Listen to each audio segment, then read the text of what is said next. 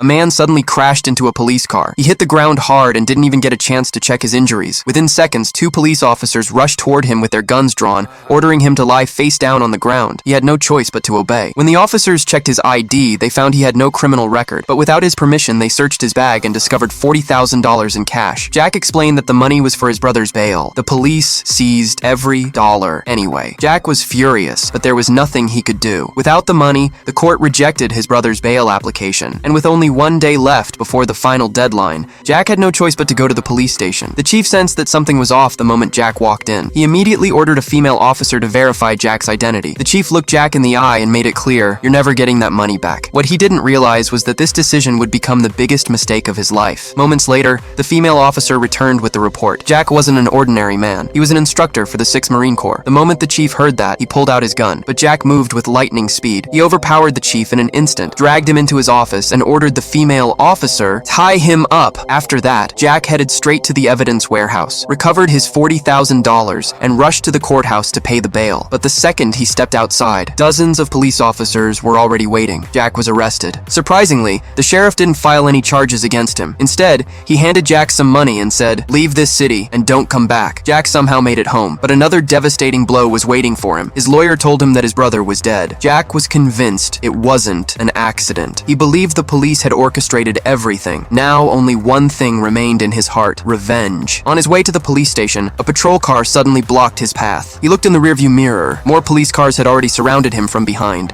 The tension was unbearable. The officers opened fire, but Jack neutralized them in the blink of an eye. Then he slammed his car straight through the station's main gate. Watching everything through the surveillance cameras, the chief grabbed his gun and went after him. It didn't matter. Jack took him down too. Just then, the female officer entered with her weapon drawn. Jack disarmed her effortlessly, but he didn't hurt her because he believed she was one of the few honest officers left. He handed her all the evidence against the chief and told her to expose the truth. But outside, the police had completely surrounded the station. Jack pretended to surrender, hoping it would create one last chance to escape. Then, in that exact moment, the female officer dropped the memory card Jack had trusted her with and crushed it beneath her boot. Jack froze. In that instant, he realized the game had completely changed, and now the final battle had begun.